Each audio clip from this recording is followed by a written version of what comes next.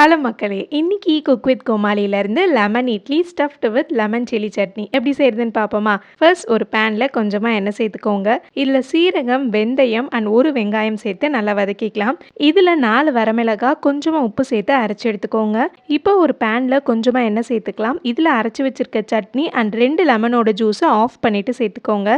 இதை சாப்பிட்றதுக்கு அப்படியே அந்த எலுமிச்சை ஊறுகால மசாலா மட்டும் இருக்குல்ல, அதே மாதிரி இருந்துச்சு. அடுத்து ஒரு பேன்ல எண்ணெய் சேர்த்துருக்கேன். இதில் கடுகு, உளுந்து, சீரகம், கடலைப்பருப்பு, பச்சை மிளகாய் அண்ட் கருவேப்பிலை சேர்த்துக்கலாம். கொஞ்சமா பெருங்காயத்தூள், வறுத்த வேர்க்கடலை அண்ட் உப்பு சேர்த்துக்கிறேன். இதில் மஞ்சத்தூள் சேர்த்துட்டு அடுப்பை ஆஃப் பண்ணிவிட்டு லெமன் ஜூஸ் சேர்த்துக்கோங்க. பானிபூரியில் வர பூரி இருக்குல்ல, அது மேலே இருக்கிறத மட்டும் உடச்சி வச்சுருக்கேன்.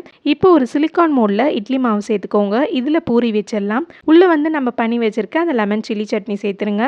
உடச்சி அந்த பூரி வச்சு க்ளோஸ் பண்ணிவிடுங்க. அப்போ தான் மாவு உள்ளே போகாமல் இருக்கும். இதுக்கு மேலே இட்லி மாவு வச்சு கவர் பண்ணிடலாம். கரெக்டாக 6 மினிட்ஸ் ஸ்டீம் பண்ணிங்கன்னா சூப்பராக இட்லி ரெடி ஆகிடும். மேலே அந்த லெமன் வச்சு கோட் பண்ணிக்கோங்க. அவ்வளோதான், ஒரு சூப்பரான lemon idli stuffed with chilli chutney ready ஆகிடுச்சு. அண்ட் குக் வித் கோமாளியில் இந்த ரெசிபி யார் பண்ணதுன்னு தெரிஞ்சால் கமெண்ட்ஸில் சொல்லிவிடுங்க. பாய் பாய்.